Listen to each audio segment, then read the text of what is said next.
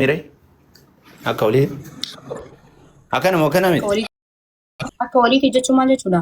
jechuun akka obboleetitti daa'imni kee bo'uudha. Sa'a olallaa. Amma takka obbolummaa na jaalatte immoo jaalala dhugaa ta'an na jaalatte. Tana oofta waan bo'eef si himuufi bar daa'imni kee bo'ee jechaan kiyya bo'ee jechuudha. Amma dhageeffadha. Amma akka obboleessaatti boche. Akka obboleessaatti boche. Eegaa daa'imni kee bo'uun kiyya bo'uu jechuudha amma akka itti yaadu. Koy. Salaam alaikum. Salaam alaikum lubbu shunkurtii. Walaa qabayin.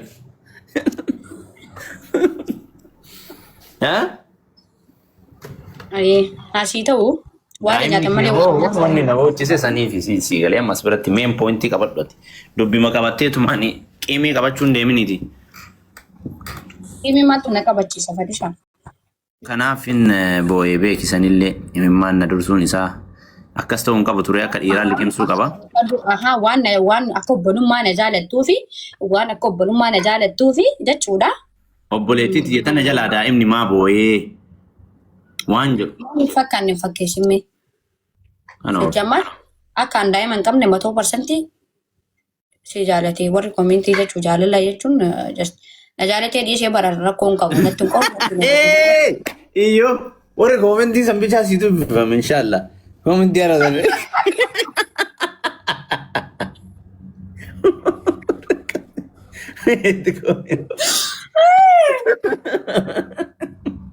Akkasii miti bal'oo. Ani takka farratti na jaalattee dhiistee natti hin qooru natti hin oowwu miti. Jaalalli gama lamaanii sii galee. Garuu waanuma obbolummaatiif hin bo'ee jechuun kee hundi qabna amansiisuu didee. Jechuun maa namni walii rifatuuf booya. Hin beektaa akka illee si jaaladhu hin beektaa. Akka iddoo ismaartii dhatullee akka hawwu hin beektaa. Kanuma kanaaf jecha malee waan biraa kan oofta wiinar. Akkasitti. Taanii miti amma fakkeenyaaf amma naasolee deerisuun jaaladhu amma fakkeenyaaf anamman akka obboleessa kiyyaa yoo si jaaladhe shililii biraa qabaachuu baannee obbolummaa qofa yoo qabaanne yoo maani daa'imni kan kee bo'e bo'uu qaba. Daa'imni kee yoo bo'e bo'uu qabda dhiiga tokko kan nuti amma waa wal namoonni yaadu. Anamma yoo si jaaladhe just akka obbolummaa si jaaladhe akka arafaatitti sitti hima. Yoo si jaaladhe jaanii obbolummaa yoo si jaaladhe daa'imni kee yoo ba'e osoo asii hin taane miidiyaa irratti illee yoo ta'e akka nama takka gistee ergidhee orsiinee si taasee haifate shammaaltee daa'imni kee minamin gin akka ta'e daa'ima hin qabne illee si beeka. Garuu haa ta'u. Fakkeenyaaf amma bara akka namaa kana garaan jabaadhu sanumaaf garaan natti ulfaatee nan boo'ee amma imimmaan qabachuu dadhabe malee odoo nama biraa ta'e hin bo'u baranu waan si taateef bara. Dhugaa si jaalatee naan jedhamu koomintiidhaan. Koomintiidhaan akkas jedhaarani dhugaadhaan illee koomintii.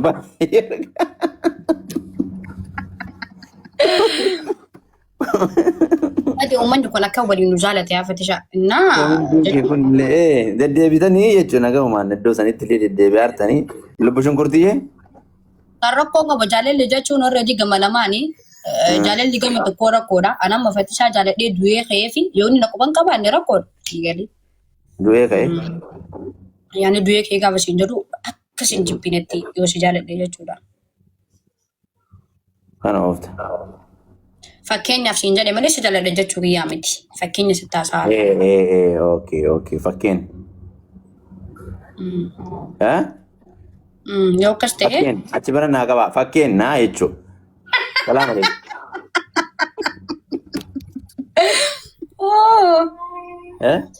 Ani du'a rabbii dubbachuu fi dhaladhee guddadhee hanga nagee biyyaa illee bahee biyya keessatti illee jireenya kiyya keessatti nama haga keetii jaaladhee qabu haga keetii jibbee qabu. Allahu akbar. Maal asitti aannan nama qabanii asitti albee nama qabuun. Salaam alaikum.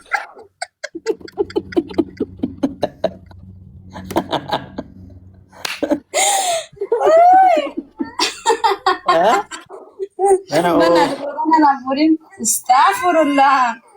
Maali waan akkanaa kun asitti?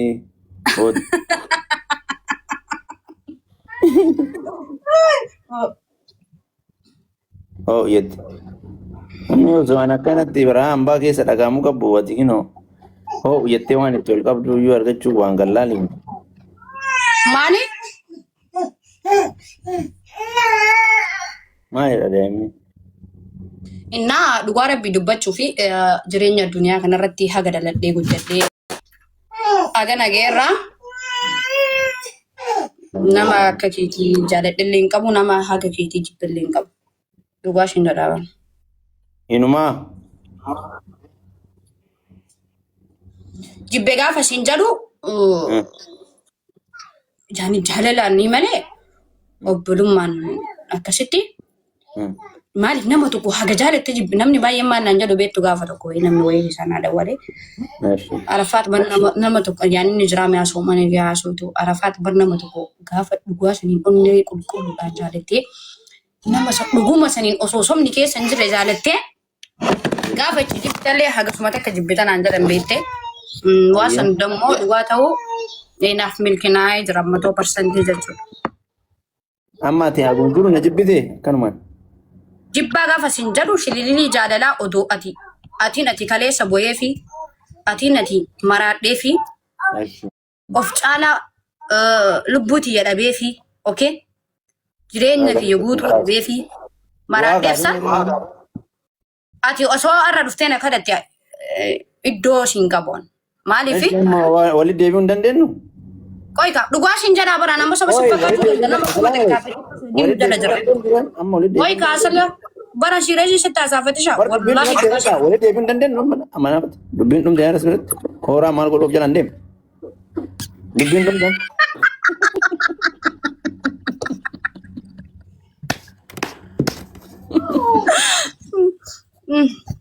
Deebi sajjitti afaanitti qabi deebi. Dubbiin dhumte Cibara hedduu sanii Koika si taasifara bar macaan jinga amma baay'ee asoon barbaadu laayif irra turuun barbaadu tokko si taasifara baha. Salaam alaikum dalagaa kam walaa kama innu salaam alaikum. Maal ree dalagaa qabaate.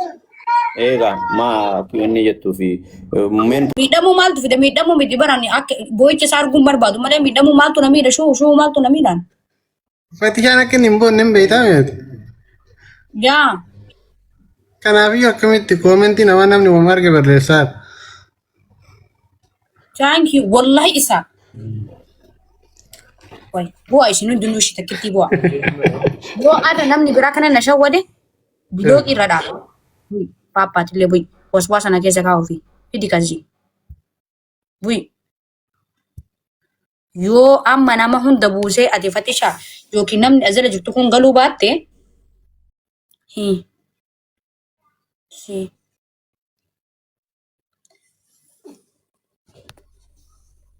Thank you.